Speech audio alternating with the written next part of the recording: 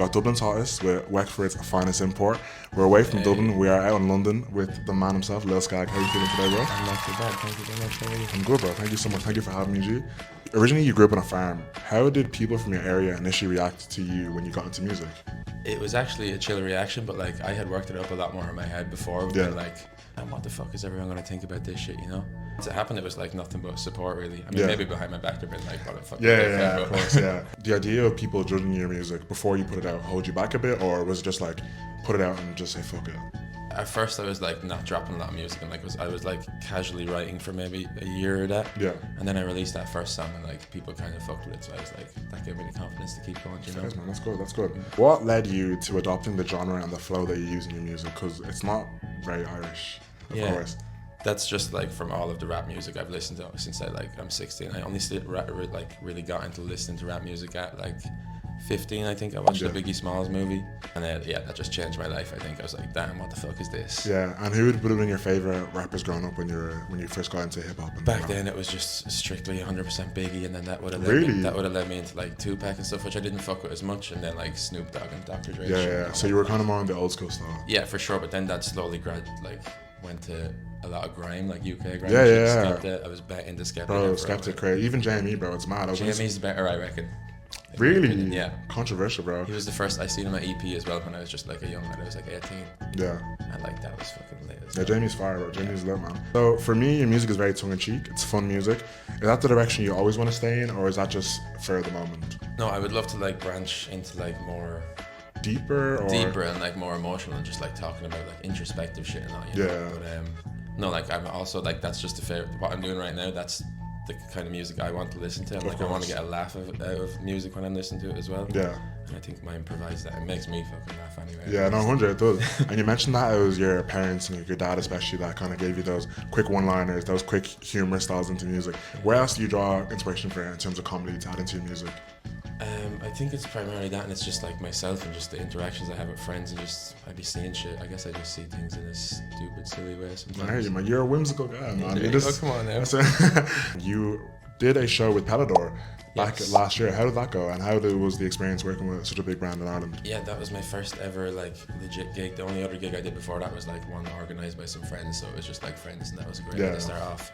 But then that Pellador one was like the first time where it was like in front of people I hadn't a clue about and shit, so shitting myself beforehand. I was doing loads of practice and shit. Like I don't ever like rehearse or anything before one day because I'm just comfortable, but before that I was like in the sitting room every day with it. Just with the mic. But yeah, no, that was the best ever. And then through that I met Dewey, who is also with Pellador with Greg. Yeah. And he became my DJ from there, and I had just moved home from Berlin, so I needed one. Yeah, he was just so hyped by it, and so was Greg, and it was just really lovely. So that's perfect. That's perfect. So, in what sense did Sean become Lil Skag from living in Berlin? Well, that's just where I started rapping. Like I moved over there, and there was still nothing to do because it was like the back end of COVID. My pal were just smoking joints at the kitchen table and start freestyling. I feel like that's how every guy just exactly right. That's music. it's a pretty common story. Yeah, but like freestyling badly, and then like every so often I'd say one bar, and I'd be like, "Oh, like, you know what? That was bad, you know. That's not too bad." Yeah, I just kept going from there. Then I just kept writing. Like being in Berlin definitely developed the character of Lil Skag as well. I guess it's just the lifestyle that I was living over there. Just Skag, yeah. You can probably imagine. Where did the name Lil Skag come from? I was digging for this. I couldn't find it. So can you tell the people where the name Lil Skag came from? When I was in college in like fucking second year or some shit, I had a Finsta, I believe. On yes. And I was just like making TikToks essentially of me dancing to like my favorite trap music at the time. And I called that Lil Skag because I remember me and the lads had a conversation one time when we were younger. Mm-hmm. Saying like, what would your rapper name be if you're going to be a rapper? Like me never even thinking that was going to happen. Actually a rapper, yeah. And I said Lil Skag because I just thought it sounded hard at the time. And then so when I actually started rapping, I was like, well, I might as well honor that shit and just keep go going. Yeah, man, that's gas. Also fucking, I think Skag has developed a meaning, like, you know what, ASAP Rocky and shit. What's that? Always strive and prosper. Always strive and prosper. You're gonna make that like a pseudonym, like Scarty Kid, always grateful. Or Scarty Kid, always grinded. That's fine. That's fine. That's good, bro. That's actually good, man. Right. Everyone heard it here first, man. I feel like that's actually really good, bro. Because I feel like if your mom was like, "Oh, Skag, that sounds so dirty," exactly. or you're like, "No, it's Scarty Kid." Yeah. Always grind. She'd be so happy with that. That's lit, man.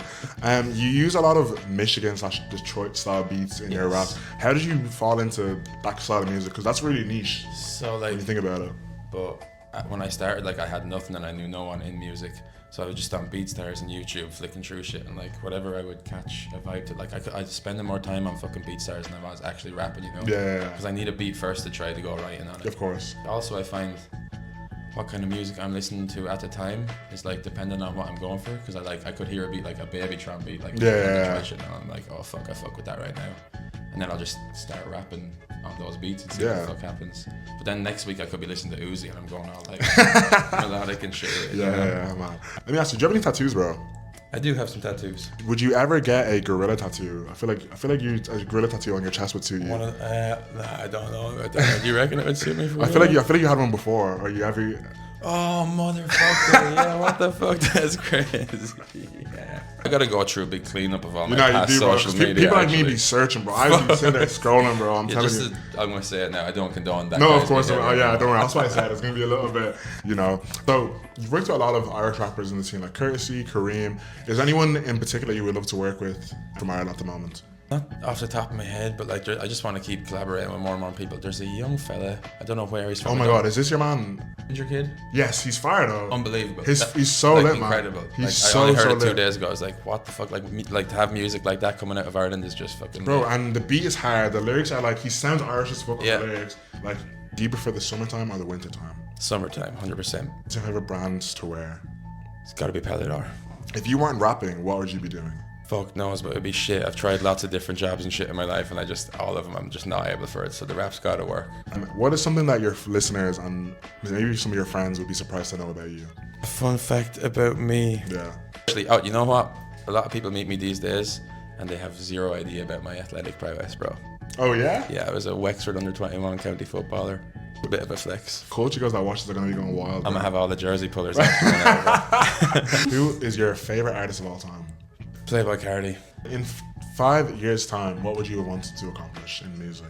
I had a talk with myself there recently, and it's like I can get sidetracked by all of the like ways to release music and all like the industry and the shit, how to do stuff properly and stuff like what releases and all. Like I can get sidetracked by that, but then like I find myself telling myself like, Shawnee, just fucking keep doing the same shit you're doing, and good shit will keep happening. Because like last year I did with Sloucho and all, I did fucking AVA, together and Electric Picnic, and like I never would have dreamed of that shit starting off like after a year. Yeah. So if I just more opportunities like that are presenting themselves to me, and I just want to keep fucking making music. I just love to do it. It's all I really want to do at any time during the day. It's amazing, man. It's beautiful. What's something or someone you're grateful for at the minute? Always my friends, the core group of friends that I have, like I love it to pieces, of course, and they're so supportive of the music. They all told me when the music was shit, and it was shit for like a while. They all fucking said it was lit still, you know. I fucking appreciate them forever for that shit. Yeah. Mr. Skag, thank you so much for the time. Thank you so much for the interview, bro. You said you have a little bit of music coming out in a couple of weeks. That's the word in the street. Yes, we got a song called YouTube coming out. That's featuring a friend of mine. He's gone by Playboy McCarthy. He's got 4 bars, and each bar, the end of 3 of the bars is Jesus. So that's part of the tape. That's the 2 first songs of the tape. There's gonna be like 6 to 7 songs on the tape. I'm still trying to figure all that shit out. But a couple of features in there. I'll shout out Sugar Boo. It's gonna be the first song that he's released on Spotify.